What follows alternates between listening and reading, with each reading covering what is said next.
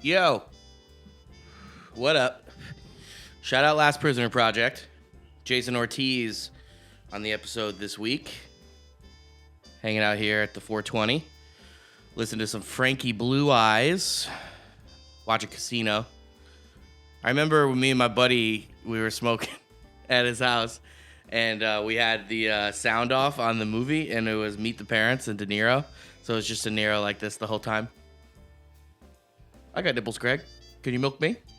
Just the whole time with no music or no sound. It was fucking hilarious. I highly recommend smoking weed, watching Meet the Parents, or any Robert De Niro movie with the sound off. Highly recommend. Back to why I'm here. Last Prisoner Project. Shout out to you. I'm not very, let's say, in the mix when it comes to cannabis advocacy. But I'm very pro Last Prisoner Project. There's a lot of shenanigans, in my opinion, that's going on, especially in the state of Connecticut, where I'm from, when it comes to the law of cannabis, whether you're pro the advocacy groups or not. A lot of people are anti-dispensary. I'm not anti-dispensary. I am pro wherever you're going to find weed accessibly, legally, without having to worry about people breathing down your necks or being judged. I'm very pro that. Now, they might not have the best weed, but at least it's available, and it's not like shady for them to go get it. Now, there's a lot of culture, underground culture, which is where we come from, especially growing up in Connecticut, of knowing your grower and being that guy, or at least was growing the weed or knew the grower, and you could make people feel comfortable in knowing what they're smoking. Growing up in that state, it wasn't always like that. And we talked to Jason Ortiz, who was our guest this week, about that a lot. He brought his own herb from his own garden and shared it to a lot of the members downstairs. We shared a meal together. It was a really good time. I learned a lot. He showed me and taught me on this podcast that you don't have to be at the courthouses to be an advocate. There's little things that you can do if you are pro getting people out of jail for cannabis, or making it less of a stigma and being safe when you're purchasing it, growing it, or gifting it, which I think all of us who's listening and watching this podcast are. 420kingstown.com is the way you can join our private club. We do the last 3 Fridays of every month. You get to meet the podcast guests. A lot of it are growers or people that are in the weed cannabis mix. Share a meal, play video games. It's a cool little private club. Summer's coming.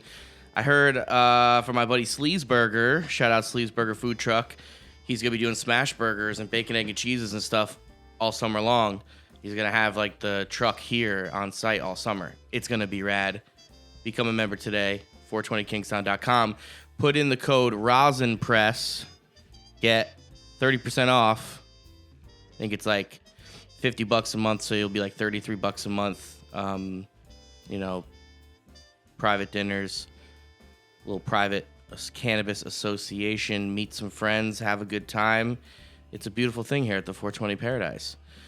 BreakfastConnectionsNY.com. Join the Breakfast Club. We have 2 30-minute episodes on every podcast that we do here.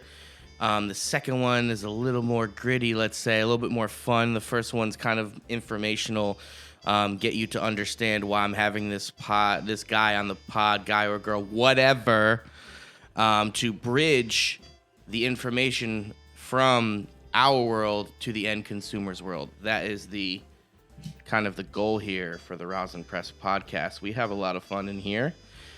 What else? 420 is coming around the corner. We are launching the Breakfast Connections brand in New York. We have a pre-roll blunt, a sativa, and an indica.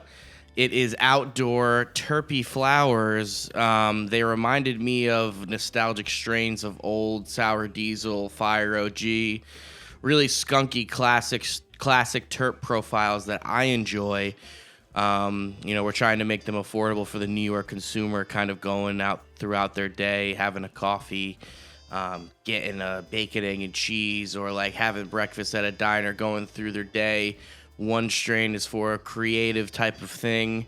The other is for more of a wake and bake Sunday football type of thing.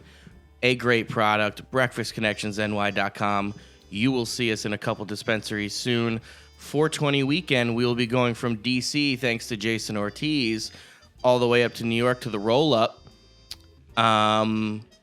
We should be at Terminal 5 with the Astor Club homies. Shout out all of them in New York City. We've been having a blast down there. Join the Breakfast Club. I think it's $2, and you get the other 30-minute pod, and you get to support this thing that we're doing here, trying to bridge the information from the culture to the end consumer, bringing everyone together through cannabis, through good times, through food, through laughter. That's what we try to do here. We love you. Join the community. Thanks to all of our members. 420. Let's have a good time. What have we done? Enjoy the show.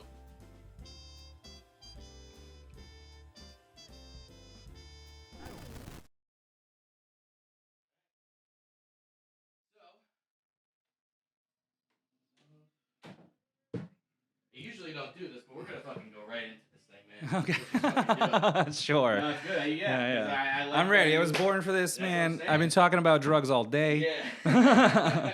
And drug policies, and it is kind of crazy though. Like my life is all day long talking about drugs, like, in one way or another, and getting people excited about talking about drugs. Yeah, and you were telling me earlier too that it's actually a lot of people that don't like smoke weed that you deal with a lot too. Yeah. Like most of my staff doesn't smoke. A few of us smoke like every single day, a lot, all the time, and then most folks do not smoke at all. That's wild. Do you think that they're like just want to have something to do club-wise or agenda-wise, or you think they have like past maybe people who are on opioids or things like that? What are some little stories that you think maybe why these people are getting in that don't really consume on a daily basis like a lot of us legacy people? Well, I mean, most of them smoked at one point and don't anymore, I'll say. And so like when they were younger, they did smoke, but it's not as big of a deal now. Or there are folks that have not smoked at all. And I think it's because a lot of them come from a criminal justice background. So they might have been working in the court systems or working with the jails. And that wasn't exactly an activity that would have been supported by their employer. And so folks just kind of get into the lifestyle of you just don't do that. And so I'm one of there are a few folks, I'll say, that within the Last Prisoner Project that do, but most that got there through legal work and figuring out how to address the legal system. I think a lot of people too everyone's got like a story, right? Like like I was saying, like a story of a cousin who was on drugs who like maybe if they were able to access cannabis in a medicinal way, like they've heard from stories in the West Coast, which is a lot of us East Coast upbringings trying to like maybe tell our parents of like why this is cool. It's like, look, like on the West Coast, people have cancer and it's helping them. Like, why is this thing illegal? Why am I getting grounded or kicked out of my house for like smoking weed or even selling weed? And I think that I want to touch on that a little bit with you because the issues of selling weed. Right. No, but like for real. It's important. People have that classic thing of like, right, a lot of people who are so-called legacy were selling weed and they got put in jail, but there's all these people now who like are proud to be got the selfie in there. Going live, baby. This is how local media is born. You gotta take advantage of all of it. So I know how this goes. So it's for the gram. It's that that basic thing of people who are going into and proud of selling weed and like flaunting it, where there's so many people who are doing the same thing that are in jail, still in jail. And I think I would love to know more from you because you're schooled in it. There's still places in this country where like you're going to jail for weed, like not even that much weed, right? Yeah. Let alone selling it. I mean, most of the South. Like it's still a felony to give someone a brownie in Texas. Like so explain like, cultivation express is that even a way little worse. bit more. So it's like you're just giving someone a brownie because us with these new legal states for recreational, we all talk about gifting, blah blah blah. But in these other places, literally gifting, right? Gifting someone a brownie, giving them a little weed. You're going to jail. Yeah. Like definitely. What's an example? What state like that? I mean, again, like most of the South. So like Texas, absolutely. Arkansas, Louisiana, Kansas. Kentucky, like Georgia, like all of them are still very much like anything that is outside of like a few grams is likely felonious. Like, yeah, in the vast majority of the South. And it blows my mind, dude. the issue is, though, that selling and trafficking and sharing is more illegal than just possessing. So what happens is folks might think, oh, they decriminalized 3 grams, but it's only possession, and then they give it to a friend, and that is enticing somebody else to commit a crime, which is a separate crime than possession. And they're still doing that, like on a daily basis? Yeah, oh, for sure. I mean, so crazy. Ohio had like 10,000 arrests over the year before legalization. Like Ohio just legalized a few months ago. Yeah. And so like there was thousands of arrests happening in Ohio alone. Like across the country, there's tens, if not hundreds of thousands of arrests still happening. So take Connecticut, for example. Yeah. We were just pushing a bill with the Last Prisoner Project around resentencing expansion for folks that are on probation or parole. So if you got caught and got incarcerated and then you served your time and now they're saying you have a 20-year probation, that should be ended. That we've already legalized, the person should not be penalized for that crime anymore. They've already served their time. But in that process, we had to ask how many folks are currently incarcerated, how many are currently being prosecuted. And 2 years after legalization, there was 3,000 cases being prosecuted in the courts still for things that happened prior to legalization. But their case took 3 years because they kept getting a continuance or they wanted to change, a charge or something like that. And so there's all kinds of messy things that are coming out of this even after we think it's legalized. And the word legalization is also a bizarre one because what does that actually mean other than being able to purchase and possess, right? New Jersey doesn't have home grow. And so they say they have legalization in New Jersey, but you literally can't grow it. That's kind of interesting because they just legalized social clubs. Right, exactly. And so they commercialized the plant. They didn't legalize it. And I think that's the difference. I would love to kind of be clear on that one. Whether or not it's legal for me to do it on my own without a third party intervening, possess, grow, and share my product to me is what would be actual legalization. It means that I no longer have restrictions on my interactions with the plant or my interactions with the plant and other people, barring a commercial sized entity. Okay. Right? So like a tomato, if I grow a tomato in my yard, I can give it to you and I won't get arrested. I can't grow 10,000 tomatoes and sell them to the local school system without the right licensing. And it's the same thing when it comes to testing safety, because laws are made off safety, right? Well, that's actually something we talk about a lot. In theory, I guess you could say but that's not really what they are. I've done a lot of zonings, dude.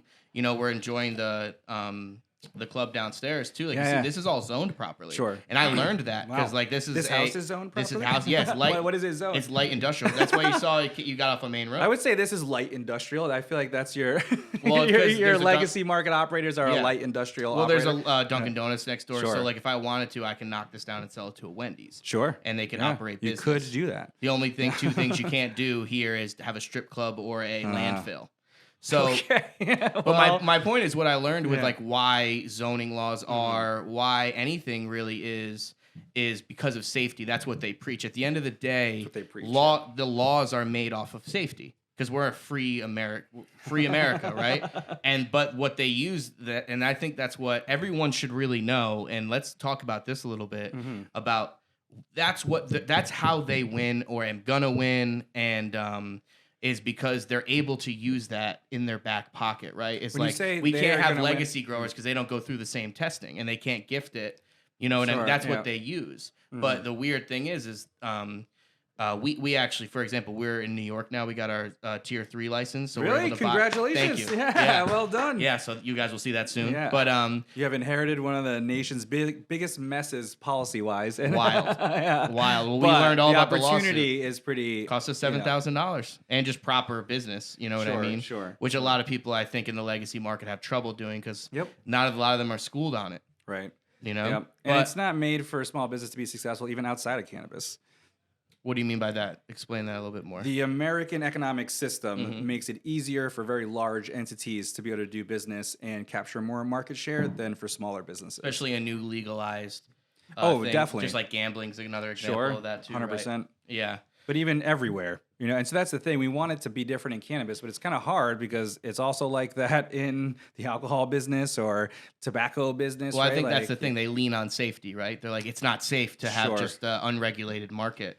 Which I think is a common trope that they put out, but it's very obviously is safe to consume and grow, and it has been for a very long time. And so we let them get away with it because we want to see things move forward. But I don't think anyone actually believes that it's dangerous. Although, obviously, said we saw a testimony in Hawaii, and this guy was saying it was the most dangerous, horrible plant that ever existed with economic nightmares, he said. We're going to come to the state of Hawaii. So I get that there's still... tons of gross income. Like, what are you talking about? A nightmare. All this tax revenue. Yeah. I don't want to say 0 deaths, but close to right, it. You know what I'm saying? Yeah. Because there's other things, but it's not like cannabis is killing you in your system. It's healing you.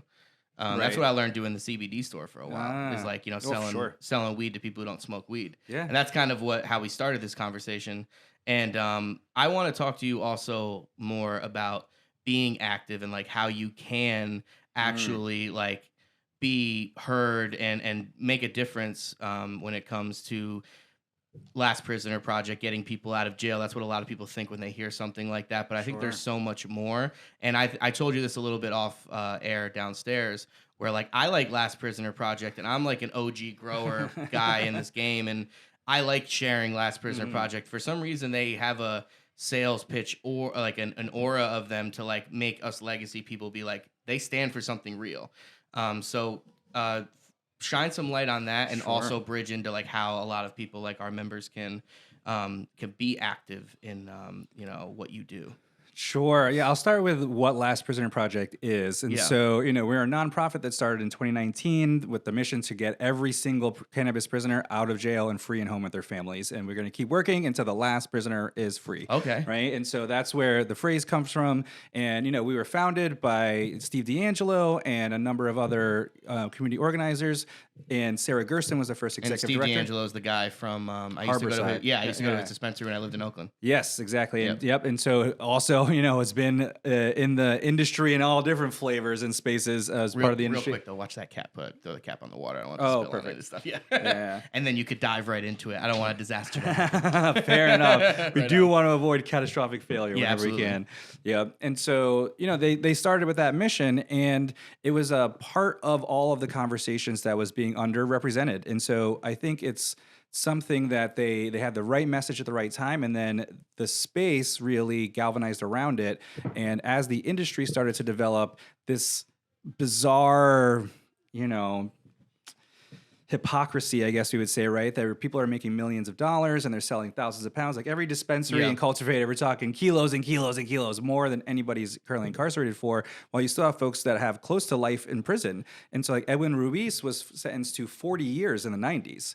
So he's not going to get out until the 30s, but he's served 26 years already and has 14 more and for how trafficking. Long have we had years in this country of legal sales of cannabis? Right, since at least 2014 was Colorado, right? So we're talking 10 years. And that's not even talking 90s California medical and stuff, man. Like, I mean, even since 2014 with Colorado, he spent 10 years in prison for less than your average dispensary probably does in like a day. Not even a day. Brother. And so everybody knew that was something that needed to be addressed, right? Yeah. And so the Last Prisoner Project does actually help get people out of prison. And so if there's anybody listening that knows someone that's incarcerated at the state level or the federal level, like let's get them into the Last Prisoner Project. It's called the Criminal Justice Initiative because it's a partnership with the National Association of Criminal Defense Lawyers that we get folks both legal representation, money for their commissary funds while they're actually incarcerated, support for their families that are outside trying to make it happen, and then a $5,000 grant when they get released so that they can get a car or a house or whatever it is that they need. And we'll put a link right here. Yeah. To,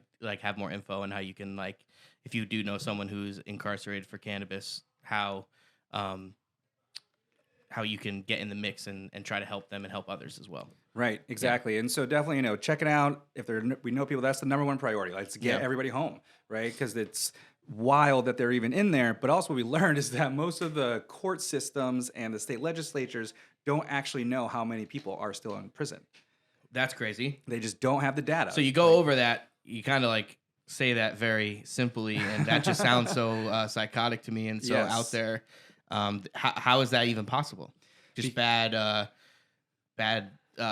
court systems over like everybody 20 blames years. The data. No, but like over, for real though, they're 60, supposed to be on top years. of this stuff. Well, they're not. I think sometimes we think that our government should be more up to date than they are. But if you go to your local DMV, right, you might be surprised how old the software is. Right. But when it comes to the court system, a lot of people who are like going home to dinner. Well, You gotta remember also that too. there's- Like, people have bad days and stuff. Sure. But also the way that cannabis prohibition has its tentacles in so many different things, it's not like there's one charge that you could just look up and like that's all the cannabis situations, right? In Connecticut, it's actually a controlled substances violation. And so it's categorized in a much broader category. So to find out the cannabis ones, you'd have to go into all the controlled substances violations and pull out one by one. That one's a cannabis one, that one's a cannabis one. And so they will claim that that's too much work. We then try to pass policies that say too bad, like go do it. But like you literally have departments shipping our emails around saying we don't know how to answer this question. Yeah. And so if That's that means scary. it's more than one, right? And so we want to know if it's zero, say it. Like let's prove it, and then everybody can say, "Great, we did a good job." But it's almost definitely not zero. And so until it's zero, we got to just keep pressing on them everywhere we can. It blows my mind too, because like you can get deep into the thoughts of that. Of every second, there's someone having their life wasted away. And while we try to get the paperwork together to even know if they are in, like, that's too much, man. That makes me really sad. And every day is somebody's daughter that had a birthday that they missed. It's a graduation that got missed. Yeah. It's a kid's, first prom date that they missed. And so Kids without their family, like, that's their father or mother. That's so wild. right, exactly. And so the system can be sort of callous and cold about it.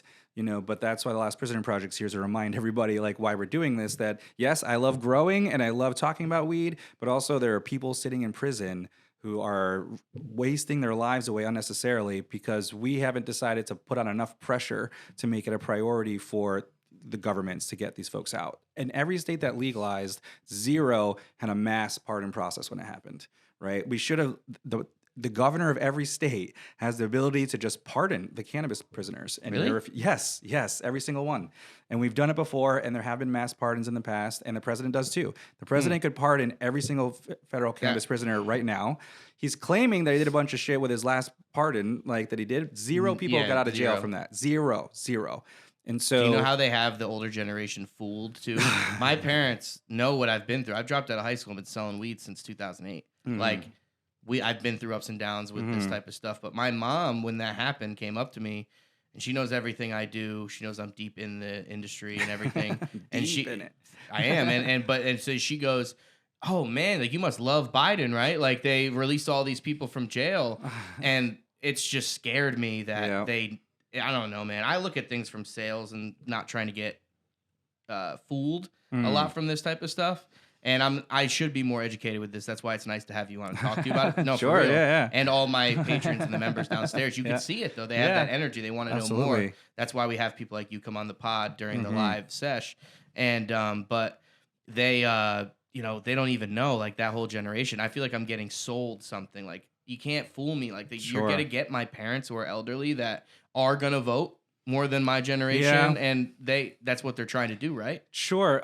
Yeah, I mean, they're banking on that. But Right. I think before it even comes to voting, and we can definitely talk about voting, that the reason it hasn't happened yet is because the public hasn't applied enough pressure on the politicians to make it a necessity. And so it's always within our control if we're going to try to actually escalate and do things and protest and mobilize, because they're going to react to political pressure and that alone. That is the only thing that Biden or any of the elected officials, is when people are in their face, in their social medias, on their whatever, wherever they can be, their PTA meetings, their local sesh, all of this, getting folks to take action, to actually call them, shame them in public, thank them. There are some folks we actually want to thank, like Elizabeth Warren has actually been pushing descheduling a lot. She was on the Late Show with Colbert, whatever the name of that Late Show is. She's a Massachusetts politician, right? Yeah, senator. Yep, exactly. And so we have to be the ones to decide we're going to make it a priority, right? Leaving it on the politicians, I think, is playing their game. It's playing their game. Exactly. It's giving them all the power. And so that's why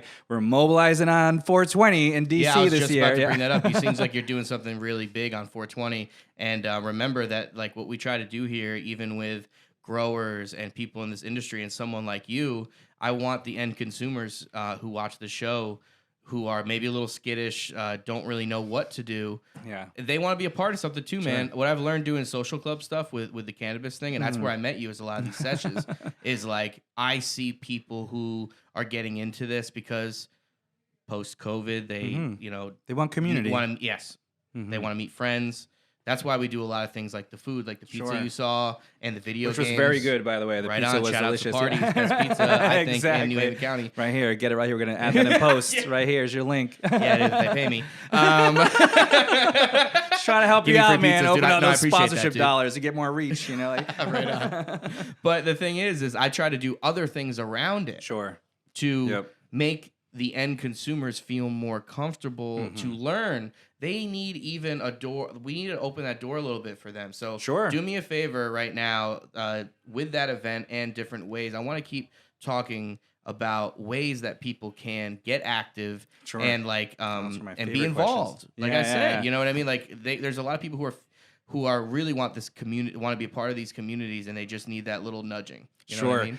First step, go to lastprisonerproject.org, go to the Take Action drop down. You'll see the 420 thing and sign up there for updates. That's the immediate first thing, because then you'll get plugged into everything else. Yeah. But I do think these big mass actions are a place for folks that are brand new, that you really just have to show up and say, yeah, I'll meet with my representatives. Yeah, I'll go to this event. And you'll be surrounded by all of the folks that are doing amazing work across the country. Yeah. You know, and like that is a great first step. The very like step 0 is deciding you're going to commit some time to this cause, and I want to be a part of this community. I want to do something. And so for the folks that are not sure, I have built a beautiful, very fun life and career working in this space. And so I fully encourage everyone to do it. It's got its ups and downs, but it is one of the strongest and most important communities to me ever. Like I did work in the anti-death penalty movement for a while. Wow. And, you know, for like 3.5 years. And that was very impactful and heavy work. Probably learned a lot, right? The parties were very different. Like the ability to leave the very serious work and go and relax. I miss that in the drug policy movement. And so I do think that the cannabis and other drug legalization movement is unique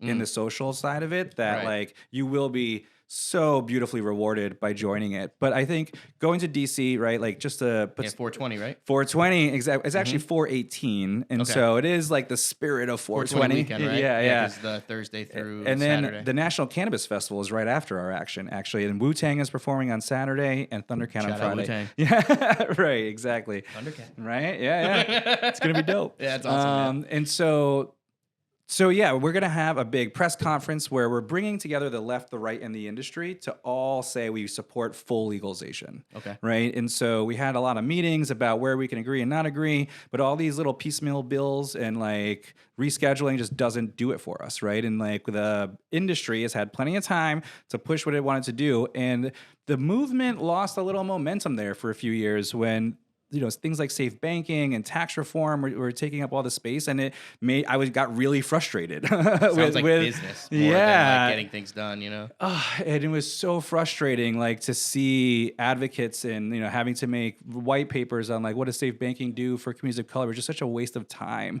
And so that frustration was what led me to say, no, we're gonna take like real action on full legalization, the whole thing that we want. I don't know why we're wasting time with any of this. It's Biden's likely last year in office. Two of our other big champs, Barbara Lee and Blumenauer, are likely to move on in various fashions. Barbara Lee still fighting for Senate, but Blumenauer is retiring. And so the movement got a bit lazy, in my opinion, and we just were like, okay, I guess business gets to decide what's important, and that's not what a movement is there for. Not to push things like banking. And so I wanted to reclaim the movement and reinvigorate the movement, really, and reclaim the narrative from a lot of the bigger industries so that we can take advantage of the 70% public opinion that is with us. It's the most popular political issue on the planet and in human history. There has never been an issue that has as much support as the legalization of cannabis. And we are just like ceding the ground to a bunch of these big businesses. It made no sense. And so this is now the moment where all the folks that have wanted to get involved, weren't sure how to do it, didn't know who was doing it. We actually have 30 different organizations that have already endorsed, including libertarian orgs like Law Enforcement Action Partnership. So there are law enforcement orgs that are in support, veterans organizations, Reason Foundation, which is a libertarian think tank, but then also progressive orgs like Drug Policy Alliance, ACLU, Students for Sensible Drug Policy, and then multiple industry groups, the National Cannabis Industry Association, Minority Cannabis Business Association, and the Indigenous Cannabis Industry Association, that are all supporting full legalization. Yeah. And so there's a lot of support happening. And I think it's just gonna be the biggest thing the movement has done in a very long time. And we need it. And you're talking about right now, like 420. This 420 coming right now. Because we had to think about like, when was the last really big pro-weed protest? Yeah.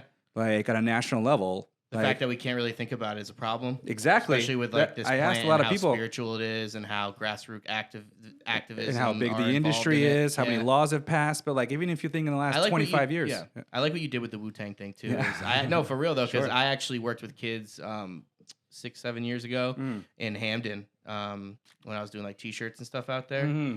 And I worked with like the town of trying to get like urban kids into, because a lot of kids drop out of school. I was a high school dropout and things like that. And I tried to encourage them to use music and movies as a way to figure out what a lot of these kids maybe want to do with their future, because they were very gung-ho on like, we got to figure out a path for these kids so there's no negative futures for them, whatever, streets, things like that. And I was like, find the find the things that are like that they like a lot of, most people like food, music, and movies, like in any type of way, different art. So like I like that, because a lot of people be like, oh, you got Wu-Tang there, it's a party. It's like, no, dude, that's the way to do it. And you know, we're coming towards the end of this first show, and that's actually something that I want to talk about. We got a couple more minutes here quickly about you said that there's techniques to that, and I want to touch on that a little bit with the technique. You were saying like it's almost like it's funny, I saw you saw the Bruce Lee thing today. It's like you're almost like very zen and have your own like water to process, to bridging info to people, making it digestible when it comes to what you do at Last Prisoner Project.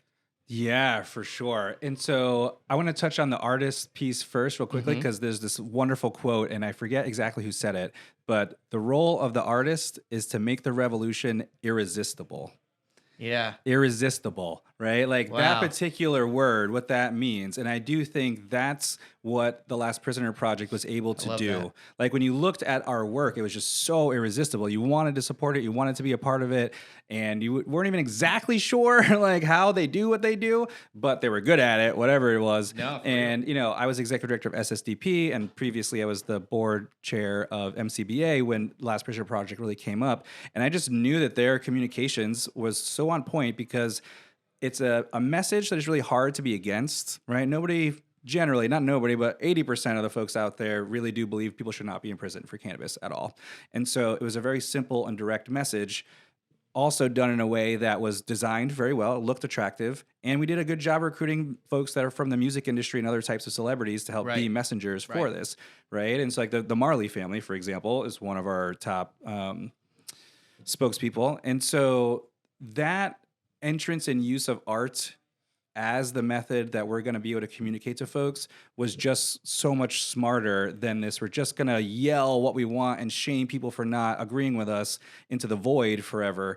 And so the Last Prisoner Project just avoided all of that. And it just had nothing to do with that sort of... You know what the word is, man? And I don't mean to interrupt you, but it's art.